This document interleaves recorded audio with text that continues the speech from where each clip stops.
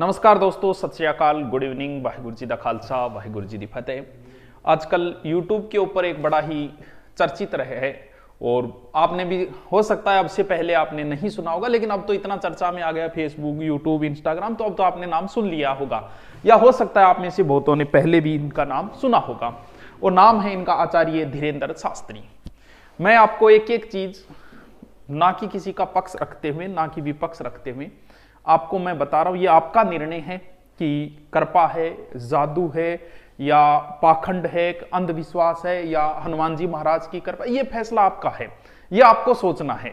मैं एक अध्यापक के नाते जो बता रहा हूं, जो चीजें हैं उनको बताते हुए आपको लास्ट तक ले जाता हूं। आप लास्ट तक देखिए, फिर आपका निर्णय है, अपना निर्णय। इनका नाम है आचार्य धीरेन्द्र शास्त्री और इनके दादा का नाम है भगवान दास गर्ग और इनके पिता का नाम है राम कृपाल गर्ग। इनके राम कल्याण, ये दो भाई हैं, बड़े भाई धीरेन्द्र शास्त्री जी हैं और छोटे सालिम राम गर्ग, जैसा कि इन्होंने एक इंटरव्यू में बताया उस आधार पर।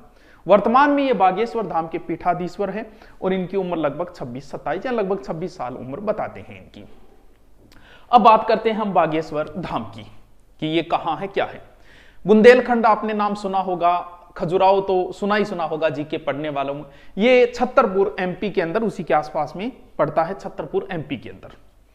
अब यह है कि यहाँ किस वजह से ये प्रसिद्ध हुए, क्या इन्होंने अपने बचपन के बारे में भी बताया। धीरेन्द्र शास्त्री आचार्य, लोग इन्हें बाबा कहते, जबकि ये खुद को ये कहते मैं कोई बाबा नहीं हूं, मुझे धीरेन्द्र शास्त्री आचार्य होगी। तो इन्होंने बचपन के बारे में बताया कि बड़ी गरीबी में बचपन गुजरा है और धीरे उस समय मैं राम कथा करता था या कथा करके अपना जीवन यापन करते थे परिवार का और का, इस हिसाब से। तो इन्होंने इंटरव्यू में जब पूछा गया पत्रकार कि अब आप गाड़ियों में चलते हो, तो उन्होंने कहा कि भक्त हमें गाड़ी दे जाते हैं कि आप बैठिए कुछ दिन तक कृपा, तो हम उनकी इज्जत रख लें, गाड़ी रख लेते। मेरे पास वर्तमान में कोई गाड़ी नहीं है, सिर्फ एक मोटरसाइकिल है, ऐसा इन्होंने इंटरव्यू के अंदर बताया था। अब बात यह कि बागेश्वर धाम क्यों चर्चा के अंदर है। यहां पर अर्जी लगाई जाती है, जिसे पेशी कहते हैं, कि 5 मंगलवार जाना होता है, पेशी लगाई जाती है और उनके बाद में धीरेन्द्र शास्त्री जी जो है वो स्वयं बुलाते हैं और बुलाने के बाद पर्चे में उनके बारे में लिख, जैसा आपने देखा भी होगा, पर्चे के अंदर वो लिख देते हैं, जो भी समस्या होती है वो पहले बता देते हैं कि ये बातें लिखिए, ये, और उसका समाधान भी बताते हैं। पहले इतने प्रसिद्ध नहीं थे ये, बाद में YouTube की दुनिया में आए। YouTube पे इनके वीडियो और कुछ चैनल भी होते हैं, जैसे टीवी वगैरह चलते हैं ना धार्मिक कथा, उन पे आने के बाद में धीरे धीरे ये प्रसिद्ध है। लेकिन वर्तमान में और एक बात और बता दूं, जून 2022 में इन्हें धीरेन्द्र शास्त्री लंदन संसद ने 3 अवार्ड भी दिए थे। अब बात करते हैं कि बागेश्वर, वैसे जिसमें स्वर आ जाता है वो शिव के उपासक होते हैं, लेकिन इन्होंने बताया कि हनुमान जी महाराज का, ऐसा कहते हैं, इन्होंने बताया कि लगभग 320 साल पहले यहाँ मूर्ति प्रकट हुई थी और वो उनके दादाजी जो पहले सेवा करते थे उनको आशीर्वाद भी दिया था कि आपका नाम पूरे भारत के अंदर फैलेगा। हनुमान जी ने उन्हें आशीर्वाद दी। इस प्रकार की बातें इन्होंने खुद ही बताई थी इंटरव्यू के अंदर। सत्यनारायण की एक कथा करते हैं, ठीक है। अब बात ये आई, आपको बता दिया कि नाम बोलते हैं, ये नाम बोलने के बाद उसे बताते हैं, समस्या का समाधान भी बताते हैं और वीडियो देखे भी होंगे आपने। अब बात यह आई कि ये चर्चा में कब आई। ये कथा करने के लिए गए हुए थे कहां, नागपुर के अंदर। कहां, नागपुर, महाराष्ट्र के अंदर। महाराष्ट्र के अंदर एक अधिनियम बना हुआ है जो अंधमूल श्रद्धा से संबंधित जो है, अंधविश्वास फैलाते हैं और वगैरह, उनसे संबंधित एक अधिनियम बना हुआ है और उनके प्रमुख जो है वो है ये, जिनका नाम है श्याम मानव। यानी ये श्याम मानव जो है वो सदस्य हैं भारतीय अंधश्रद्धा उन्मूलन संस्था के। यानी महाराष्ट्र में ऐसा कानून है कि आप जादू टानो वगैरह ये नहीं कर सकते। इन्होंने चैलेंज दे दिया था धीरेन्द्र, जब वहां नागपुर के अंदर कथा थी, इन्होंने उनको चैलेंज दे दिया कि अगर उन्होंने कहा कि आप जो है वो एक प्रकार से ये अंधविश्वास फैला रहे हो, आप जो कहते हो कि जादू टोना है या किसी को कहते हो कि आपके ऊपर भूत प्रेत का साया है, जादू कर दिया, किसी ने खिला दिया, ये धाराएं हैं, 2, 6 और 8 नंबर की धारा के तहत आप पे केस दर्ज होता है, ऐसा उन्होंने कहा। अगर आप बता सकते हो तो फिर हम, इन्होंने कहा है ये श्यामानो कि अगर आप बता सकते हो तो फिर हम आपको 10 आदमी देंगे, आप उनका डिटेल बता दो, फिर एक कमरे में 10 चीजें रखेंगे और आप तो कृपा होती है तो आप बता दीजिए कि ये 10 चीजें रखी गई। अगर आप ऐसा 10 में 90% बातें भी आपकी सही मिल गई तो हम आपको 30 लाख रुपए इनाम दें। वो आपकी मर्जी, आप लेते हैं या नहीं लेते हैं, ठीक है। और आपको भी 3 लाख अगर आप देते हो तो भी देते हो तो ठीक है, नहीं वरना फिर आप ये चीजें बता दीजिए। अगर आपकी 90% बातें सही मिली तो मैं इस संस्था जो 40 साल से कार्य करे, मैं संस्था को बंद कर दूंगा और मैं जो है वो आपसे माफी मांगूंगा, ऐसा इन्होंने कहा है जो प्रमुख है। ठीक है, अब ये कहते हैं कि जैसे इन्होंने ये बात कही तो उन्होंने जो कथा लगभग 9 दिन की थी वो वहां से 7 दिन बाद ही वहां से चले गए। इन्होंने कहा कि आप यहां से कैसे मतलब भाग गए आप यहां से, जब हमने आपको चैलेंज दिया। तो इधर उनका ये कहना था कि हमारे गुरुजी का जन्मदिन था तो 2 दिन हमने यहां से कम किए और 2 दिन आगे जो कथा उनमें कम करके हम उनकी तैयारियों के अंदर थे। और इन्होंने कहा कि अगर आपको करना है तो कोई बात नहीं, आप आइए वहां पर और हम आपको चैलेंज का आप जो भी कर रहे हो मैं एक्सेप्ट कर रहा हूं। इस तरीके की बातें आपस में चली। अब इनका अभी वर्तमान में धीरेन्द्र शास्त्री जी का जो है वो प्रोग्राम चल रहा है छत्तीसगढ़ रायपुर के अंदर। ऐसा कहते हैं कि वहां लगभग 4 लाख लोग आए हुए थे। उन्होंने वहां पत्रकार थे 30-40, क्योंकि वर्तमान के अंदर तो चर्चा में तो सारे पत्रकार भी गए हुए थे, लगभग 30-40 मीडिया वाले वहां थे।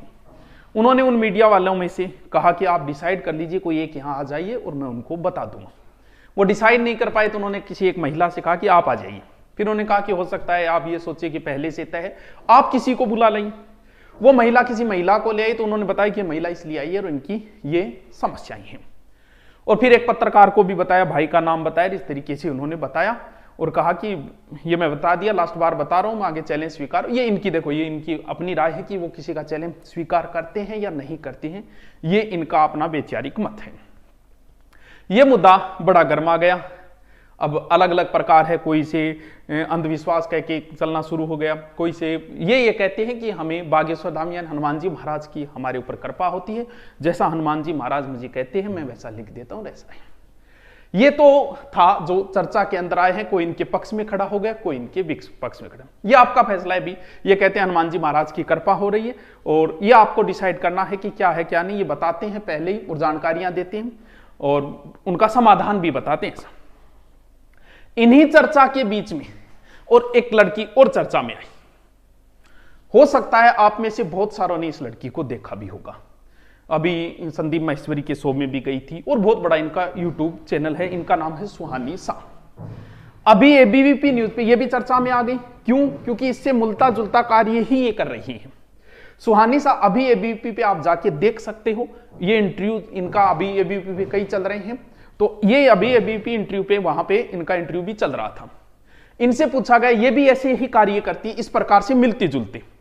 इन्होंने ये कहा है कि ये एक कला है। ये इनके वाक्य है कि एक कला है, ये कोई कृपा नहीं है, एक कला है, एक जादू है। मैं भी ऐसा कर सकती हूं, ये गॉड गिफ्ट है एक प्रकार से।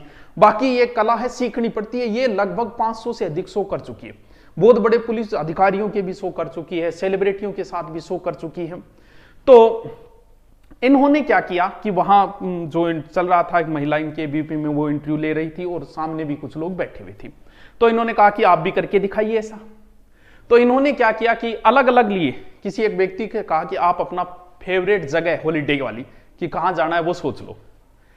तो उन्होंने कहा कि भी ऐसे नॉर्मल मत सोचना, स्पेन पेरिस, ऐसा सोचो कि जो नया हो। वो पहले ही लिख दिया उसने, और उसने सोचा था अपने गांव का नाम, जो कोई हॉलीडे पैलेस था ही नहीं। और बोले ये देखिए, उन्होंने बता दिया। बोले ये एक कला है, दिमाग को पढ़ने की एक कला है सुहानी शाह के अनुसार। फिर उसी समय उन्होंने कहा कि जो इंटरव्यू लेने वाली जो लड़की थी, नाम मुझे नहीं ध्यान, वो इंटरव्यू आप देख लेना। कहा कि आप बताओ, आप भी सोच लो, कुछ कोई सॉन्ग सोच लो। ऐसा सोचना कि जो नॉर्मल ये आज वाले ये मत सोचना, अच्छा सा सोचना कोई जो कभी सुना ना हो, इस प्रकार से नया ही सोचना, आपका फेवरेट ना वो भी सोचना। उन्होंने सोचा और उन्होंने पहले ही तख्ती के ऊपर लिख दिया था। जो उसने सोचा था पंछी बिनू उड़ती फिर, बोलिए यही सोचा था ना, बोलिए। फिर बोला ऐसा करते हैं कि हो सकता है आप पहले हमसे मिले और हम किसी को लाइव जोड़ते हैं टीवी के ऊपर। उसी समय जो शो चल रहा था, टीवी के ऊपर जोड़ा गया शिवानी दुर्गा नाम से एक महिला को, मनाली से। वो आप देख सकते हो इंटरव्यू, जो तंत्र विद्या की जानकार थी। उन्होंने भी कहा कि मैं सुहानी शाह के देखा जरूर है लेकिन मिली नहीं हूं कभी। तो वो लाइव थी टीवी के ऊपर। उनसे भी कहा कि आप कुछ सोचो। तो सुहानी शाह ने कहा कि दोबारा सोचो। जब सोचा तो पहले ही उन्होंने लिख दी थी। उन्होंने सोचा था कि सचिन की मर्डर हिस्ट्री कब सोल्व होगी। तो सुहानी शाह ने कहा कि मैं आपको 2-3 बार इसलिए ऑब्जर्व कर रही थी क्योंकि लोग सुशांत की सोचते हैं, मैं सचिन और सुशांत में कंफ्यूज हो गई थी। आपने ये सोचा? बोला हाँ मैंने यही सोचा है। तो इनका ये कहना है कि ये एक दिमाग पढ़ने की एक कला है जो कोई भी कर सकता है। तो इसका पढ़ के कोई वो बात है कि मैं जादू के तरीके से कोई इसे गलत फायदा भी उठा सकता है। ये एक मैजिक है, और इतना बड़ा मैजिक है, उसने एक लड़की को खड़ा किया उसके अंदर जो इंटरव्यू चल रहा था, और उस लड़की से कहा कि तू पासवर्ड सोच तेरे मोबाइल की, मोबाइल पहले ले लिया और पासवर्ड से उसने मोबाइल खोल दिया। तो ये भी आप इनके भी देख सकते हो टीवी के ऊपर, उनका बहुत बड़ा चैनल है। तो मैंने तो आपको बताया है कि इस हिसाब से फैसला आपका है। बात धर्म की बात होती है तो हम किसी पक्ष में नहीं आ सकते, ये आपका फैसला है, आपकी जो भी है। भगवान हनुमान जी महाराज आप पे कृपा बनाए रखे। Okay, thank you.